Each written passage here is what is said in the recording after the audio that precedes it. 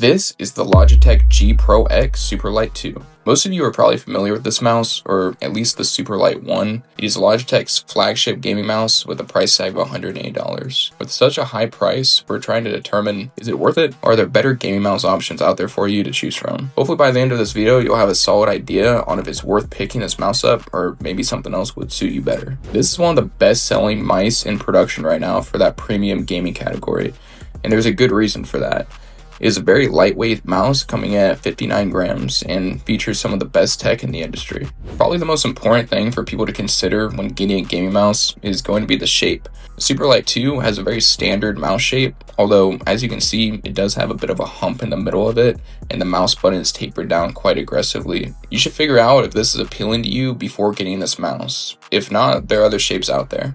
Something a lot of people are talking about with the Superlight 2 are the new optical switches in the left and right mouse buttons. These add a very tactile and heavy feeling click, which we are somewhat torn on. They do sound and feel really nice, but they're also somewhat harder to click than what we're used to with what Razer typically offers. However, they do wear in over time and start to feel slightly less heavy. The scroll wheel also isn't bad for being stock. It has defined adjustment, but isn't hard to move and feels smooth. Pushing down the scroll wheel is a very different feeling to with the left and right mouse buttons. It's almost inaudible and is more of a linear, non-tactile switch, which is okay, but doesn't feel as nice as some other options. Something to note is that you can also push the scroll wheel to the right as another configurable button. Getting into the side mouse buttons, the story starts to flip a little bit. These are objectively pretty terrible. We've had 3 people use this mouse for the past few days to gather different perspectives for the making of this video, and every single one of us hated the side buttons for their cheap feel and deep activation point.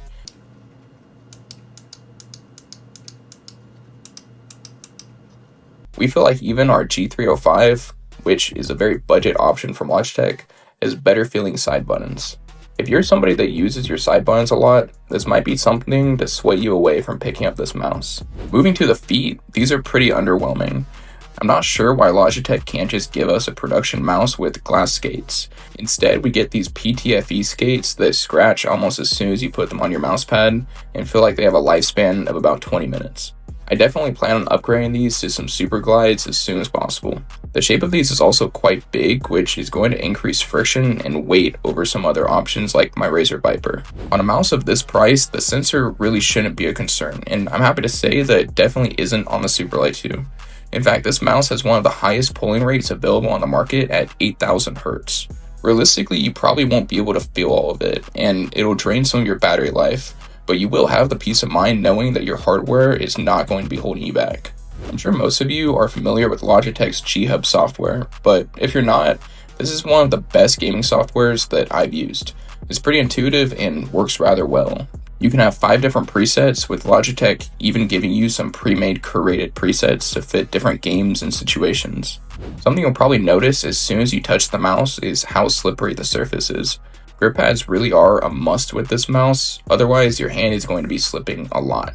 To combat this, Logitech does provide some grips you can install, but they're really cheap and not great. If you're looking for an upgrade, then consider AimGrips or some other competitors in the market. If you're looking for a high-end, premium gaming mouse, then the Superlight 2 should definitely be one that you consider. It's a great mouse, and I could tell that the very first time I unboxed it, although there are a lot of shortcomings as well, namely being the side mouse buttons and the skates. Remember, this mouse retails for $180 MSRP.